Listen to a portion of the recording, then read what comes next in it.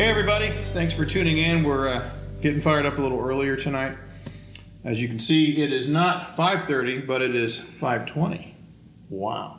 I'm Pastor Tim Bushong. This is Syracuse Baptist Church. Before we begin, before I introduce my very special guest, I want to make mention that we are finally showing the By What Standard Founders Synod Saturday at 10 o'clock, May the 30th. So, we had to reschedule it once already. This is it.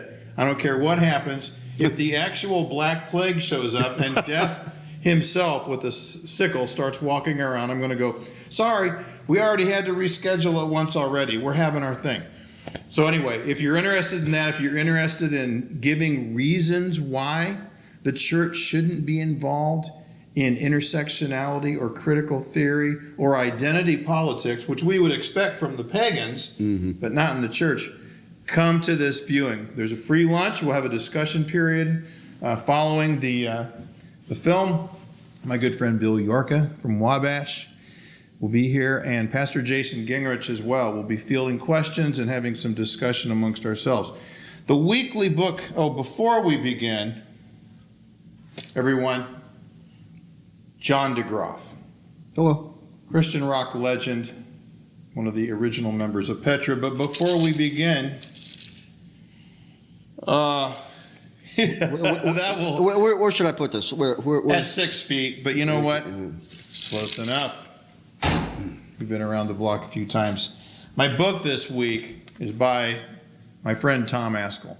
Tom Askell is the General Executive Poobah of the Founders Ministries that I already mentioned.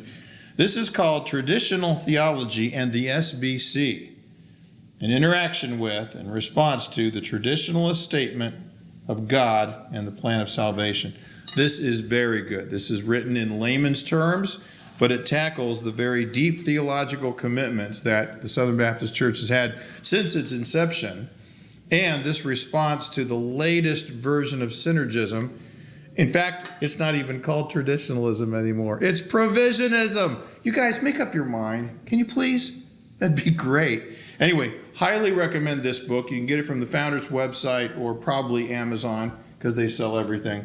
Tom Askell, he's a friend of mine and a solid brother. Give this a shot. All right. John. Yes, sir. Good to have you. We are shaking hands. We are touching. We are touching. Okay. Wilson. So I met John after he had called and said, hey, listen, I'd like to record a record. Now, for me, I would listen to some of the music that was being produced by certain artists and say, hey, that's kind of cool, but maybe should have addressed this or maybe given this some more dynamite behind it, a little more attitude. And lo and behold, to my surprise, the music is ostensibly what you would call prog rock. So, John, you're a little older than I am, but we're still children of the 70s. Yes, we are. That's right. What got you interested in prog rock instead of blues?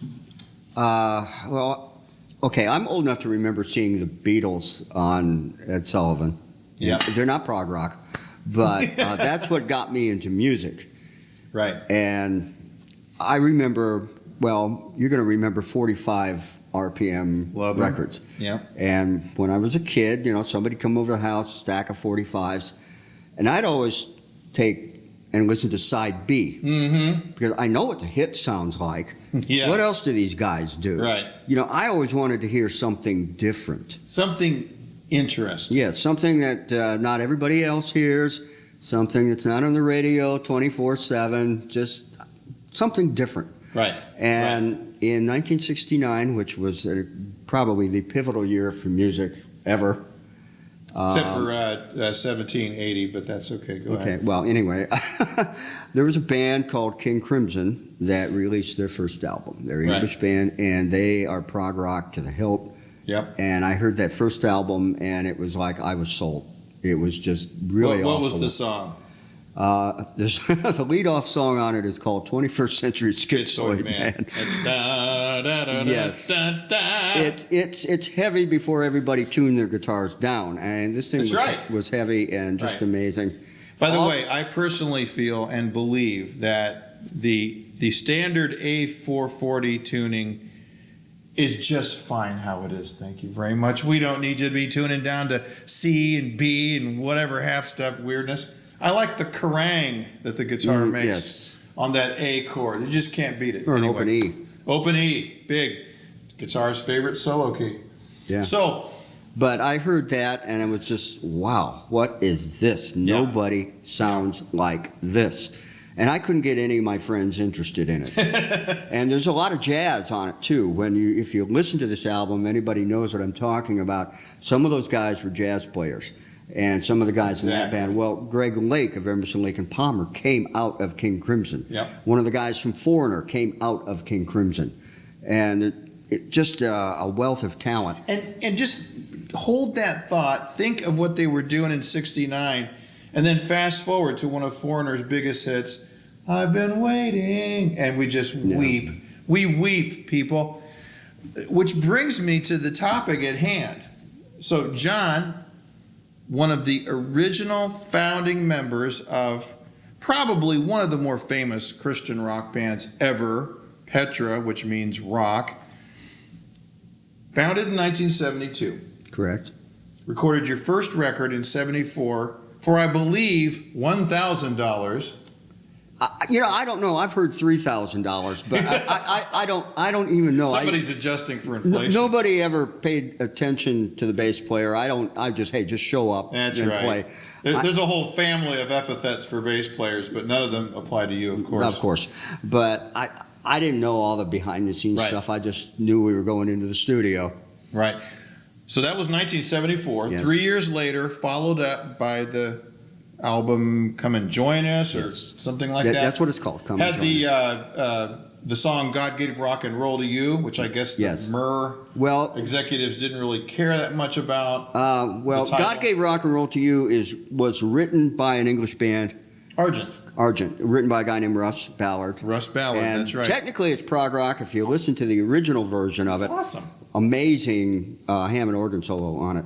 But the management we had at that time said, "Hey, you guys ought to consider doing this."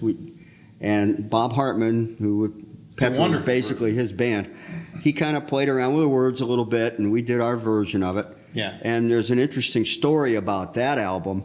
We had a song called "Killing My Old Man," which is taken from, I'm going to embarrass myself in front of a pastor here, but where is it? Where Paul says, "My old man must die daily." Is that Romans? Right. Romans 6. Yeah. You've been buried with him. Consider your old self as crucified. In Galatians, I've been crucified with Christ. It's always great to try to remember a scripture passage in front of a pastor, and you go, I'm pretty sure it's in I know. 3 Timothy 8, but there's a few. I read that, and I was surprised that they were skeptical about the lyrics, and then the song ended up being a live staple that everybody had to hear. Live, audiences loved it, but the record company sort of freaked out and said, "You cannot say that." And which part? Our response was, "Read the lyrics." And they said, "Well, we can't release the album with that on it."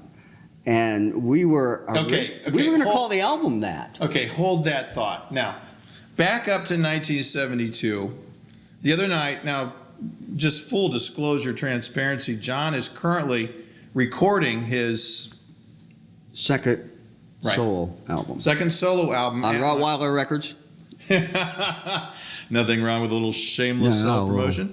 At my recording studio. And it's been great. He's got a wonderful young drummer, Curtis. What's his last name? Curtis George. Killer. And they're doing some really interesting arrangements. And what was the old gag with the Bugs Bunny? Such interesting people, and I mean such interesting work. And he's doing the monster's hairdo, but it is interesting, and that's what leads to an affinity for progressive music. Because if anything, it is interesting. It's not predictable. It doesn't always have the same time signature to it. It'll have multiple time signatures within the song. So he's recording this record. We were talking the other night about the early days. So I would have been 11 years old. You gave me 3 categories, and you might be able to remember 2, of quote, church music at the time? When Petra started, Christian music essentially amounted to what was in your hymn book, Right. Southern Gospel, Right. and a whole bunch of church musicals written by a guy named Ralph Carmichael. Or clones, but yes. Yeah. So the three categories would be the songs and the hymns, Southern Gospel, and Ralph Carmichael. And I'll ask you the question, which music has survived to this day? Well, the hymns are still out there. That's yes. right. And I also mentioned, this is what I tell people as well, that if you look in your standard, let's say it's put together by a committee of a denomination, whether it's United Methodist or Southern Baptist, Church of God, whatever.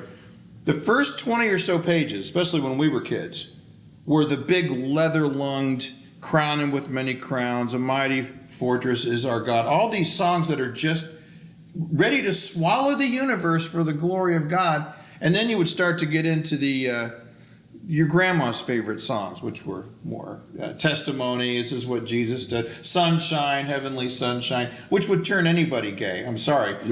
So I remember those days. And Southern Gospel, let me tell you, the old saying, as in the pulpit, so in the choir loft, whatever criticisms people had about the Christian rock bands and the scene and all that, you can crank it up to 10 and apply it to Southern Gospel. Yeah, you can, especially the hair. I mean, they have long hair. It's just piled up here with about Right. 2 cans of Aquanet.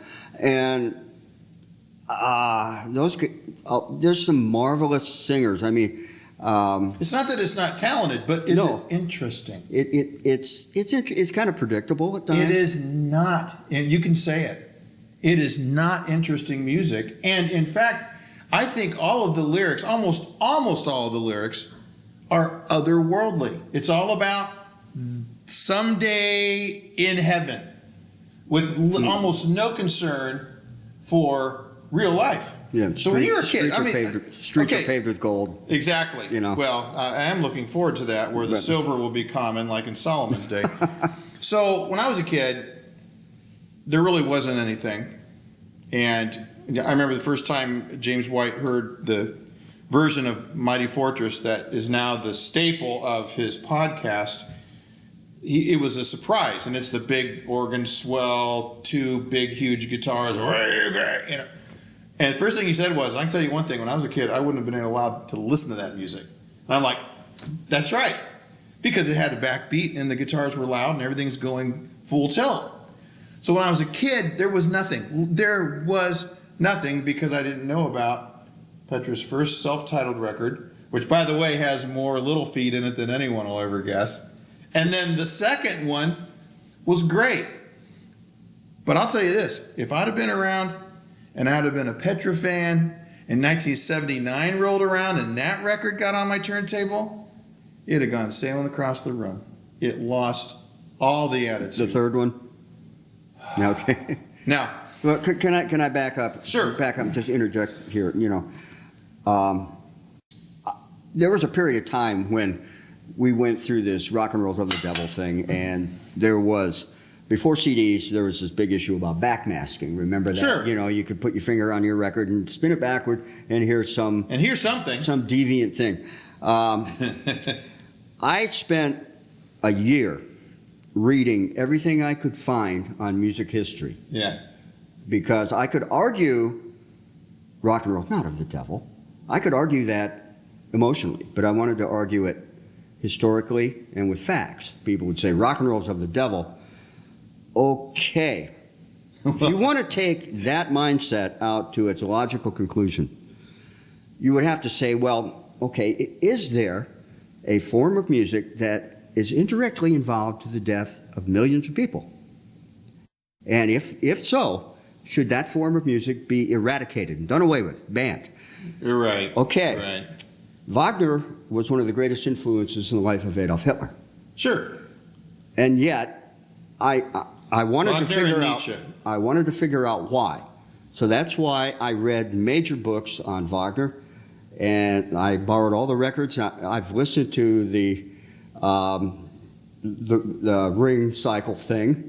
Yeah. Which is like 36 hours. And Kill the Wabbit. yeah, kill the wabbit. You know, they condensed it in 7 minutes. You kill the wabbit.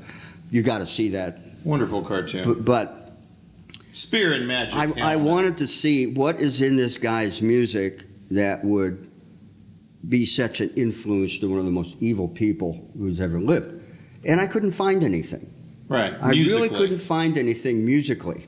And I don't speak German, so I couldn't understand the lyrics. But nonetheless, getting to listen to Bach, Beethoven, and Wagner really turned me on to classical music. And once you're into prog rock, there's really nowhere else to go, you know.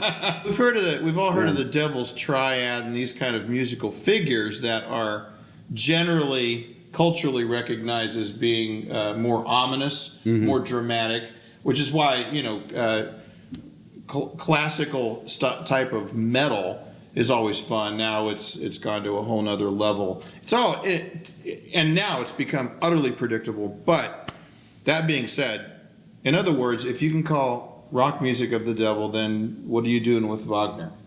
So, get back to 72. And I'm a pastor, so I'm thinking, okay, I got a phone call from this guy who's the manager of a band called Petra, and they want to come and play at my church. Now, what's the first thing I'm going to ask of this manager? Why? Why would I have a band called Petra come and play at my church? Why? Why would I hire you? Well, because we have the type of music that your kids listen to, and we bring the youth into the church. That was one of our focuses, yes. Right. Petra was always, and to this day, was always ministry-based. Okay. So let's talk about that. Music as ministry or music as a tool for Christian ministry are both true. I would say both true, because if you look music as ministry, go back to the Psalms and what David was writing. Sure. That was music as ministry. I mean, we don't know what the music sounded like, but we have the Psalms. We have what was used as lyrics. Right. And we even have musical notation. Selah. Rest. Selah, okay, yes. Take a little break here. And which, by the way, the church is instructed in Ephesians and Colossians that we are to sing psalms and hymns and spiritual songs. And it also says, you know, to sing joyfully, making loud noise unto the Lord. Which always intrigued me with the strict churches that wouldn't allow instrumentation.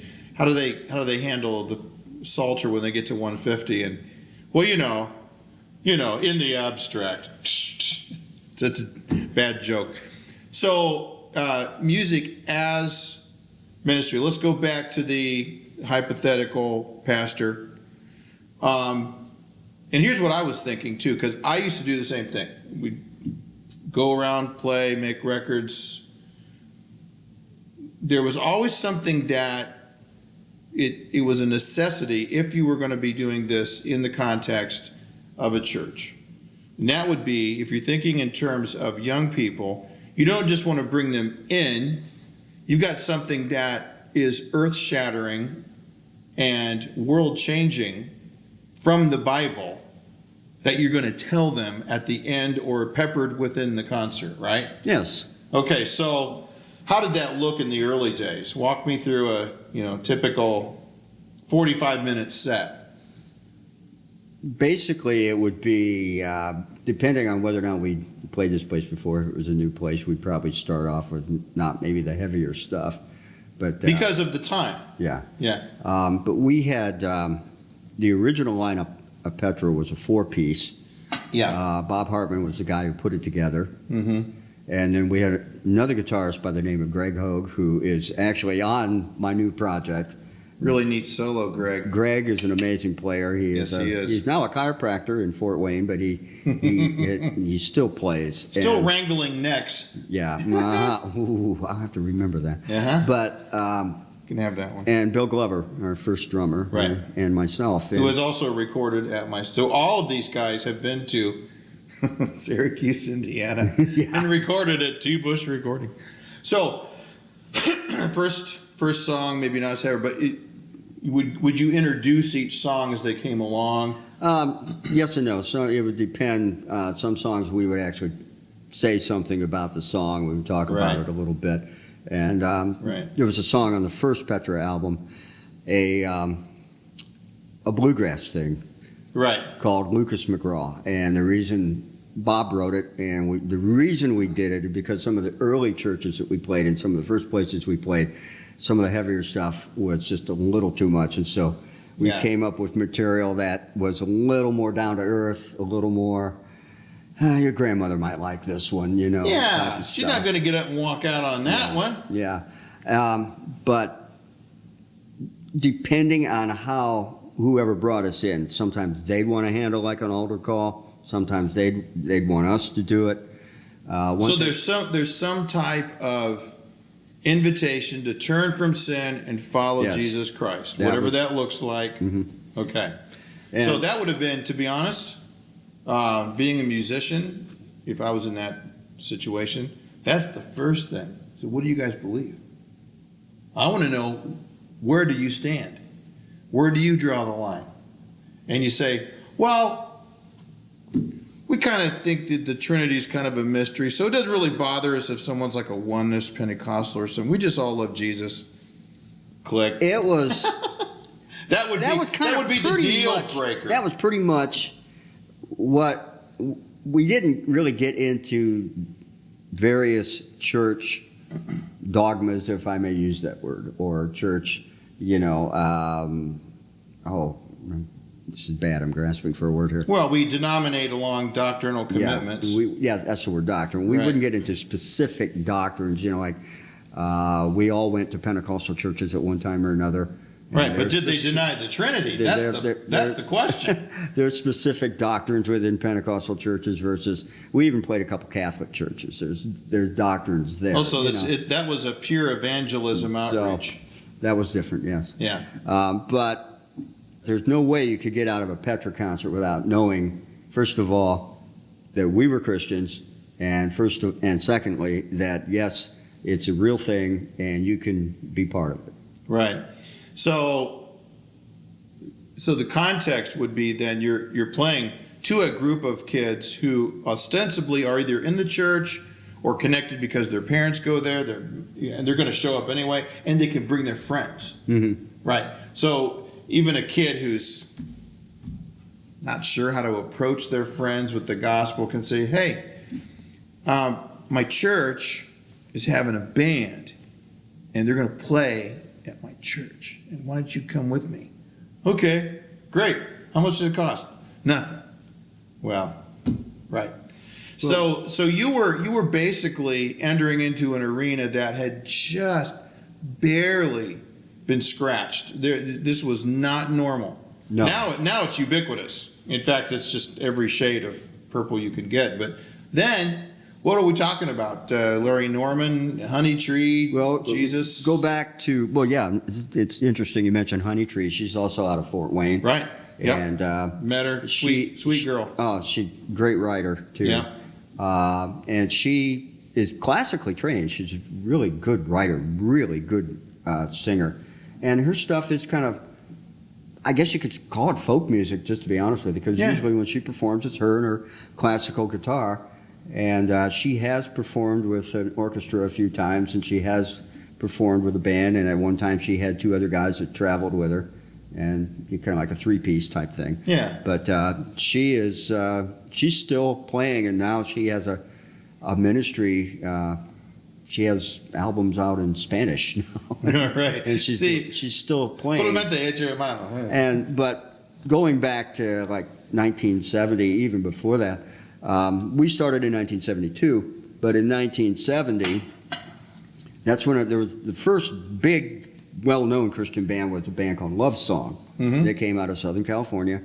A couple albums on the Maranatha label. Were they like a Calvary Chapel deal? I don't even know, but it just seems to me like they were producing some of the earlier. I think Maranatha did come out of Calvary Chapel, the record label. Yeah. And the bass player, Jay Truax, is credited with as producer on several albums. But They were kind of like when the Eagles first came out. The Eagles were, kind of country rock. Oh, yeah. They weren't as heavy as they got. Well, that's kind of what Love Song was. They were excellent musicians, but it was just not Right. in your face heavy stuff. And Right. And I'll tell you what, there's something about the attitude of actual visceral rock and roll that a kid can recognize, but an adult who's the executive or the A&R person at a Christian label is not going to get. I'm sorry. The first thing I'd never heard the first two Petra records. I just listened to some of it today, and I'm like, oh, this is funky. This is actually authentic. Even veering into prog, Bob Hartman, you son of a gun. But the first thing I ever heard that even approximated the attitude of stuff that I liked was Rainbow's End by the Res Band, Glenn Kaiser. Everything else just seemed to be tame and safe, and they shaved all the edges off, and they boxed everything up real nice and pretty, and just didn't make any sense. But of course, I was ignorant of Petra because I wouldn't have been allowed to listen to that stuff. So it goes back to your parents, wanting to be the gatekeeper on what they would consider to be what's acceptable, what's godly, what's going to. well, it's interesting that you talk about that now, because now every conceivable genre of music has Christian artists doing it. I mean, there's a Christian reggae band called Graverobber. And you talk about the Res Band, Glenn Kaiser. He's kind of out on his own doing blues. Right. There's Christian country. There's Christian rap. Well, there's all the Christian permutations of metal. Yeah. It's like a magazine stand, and it's all dedicated to fly fishing, but there's 18 different magazines for fly fishing. Well, let me give a plug to Rottweiler Records. Rottweiler. I'm kind Sean of Browning. I am the anomaly on that, because everybody on his label that Sean has, they're all in-your-face metal, what some people call barking bands. I don't mean that as an insult. That's what it sounds like. That's what they're doing. And Sean has a costume band called Graverobber. That's right. And these guys make the Walking Dead look like GQ models.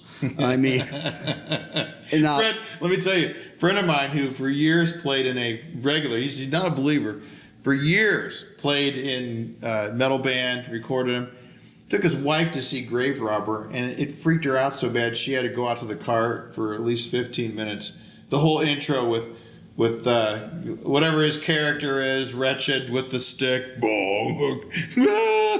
Well, sometimes he'd have a shovel. Right, like the shovel. He'd have a shovel. That's it. It's the shovel, right? Yeah. And it's like if we would have even tried something like that, we would have been tarred, feathered, shot, hung, run out of town.